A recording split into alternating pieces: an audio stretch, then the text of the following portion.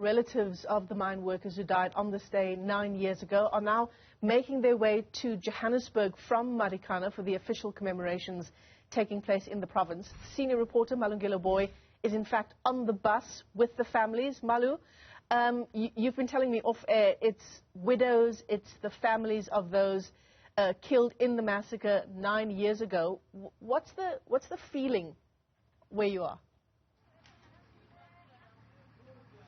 Hi there, Michelle. In fact, I mean, what the bus has been... You can pass, Mama, you can pass. So what has been happening, essentially, is that the bus has been making stops and turns, trying to collect as many of those relatives and widows of those who were killed on this day 9 years ago. Essentially, they are traveling to Johannesburg. That's where a remembrance lecture will be held today. Our understanding then is that the event is being organized by one of the unions that represent some of the workers in the mine. But Michelle, I mean, this morning has been very dramatic, to say the least. I mean, when about 10 minutes ago, I mean, the bus was stoned.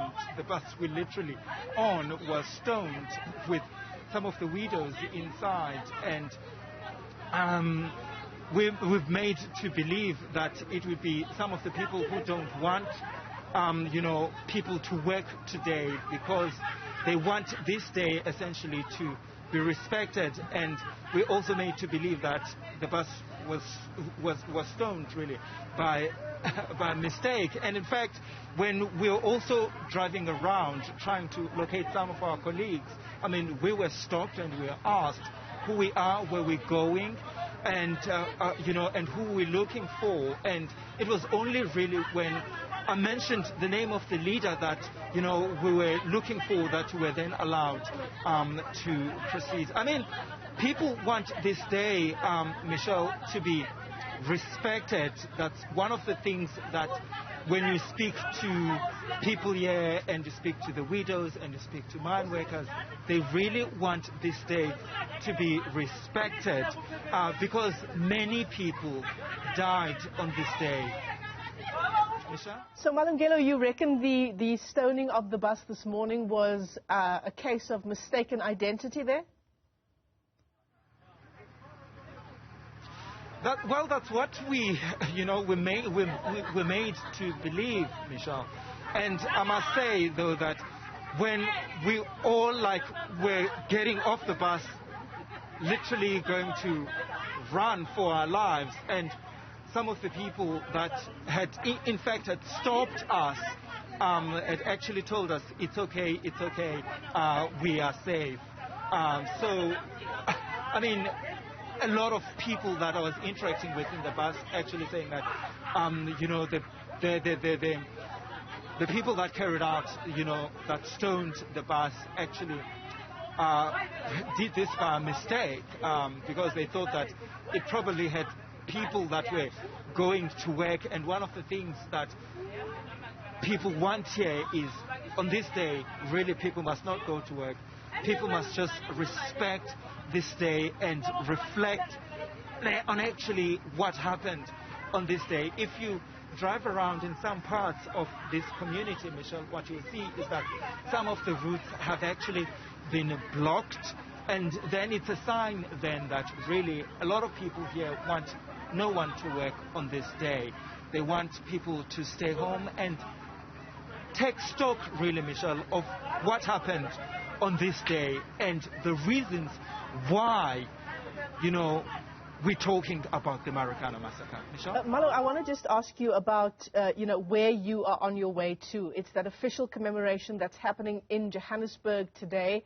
What is the feeling by the people who are on the bus there with you, you know, in terms of the living conditions that remain in Marikana versus this official sort of ceremonial government commemoration?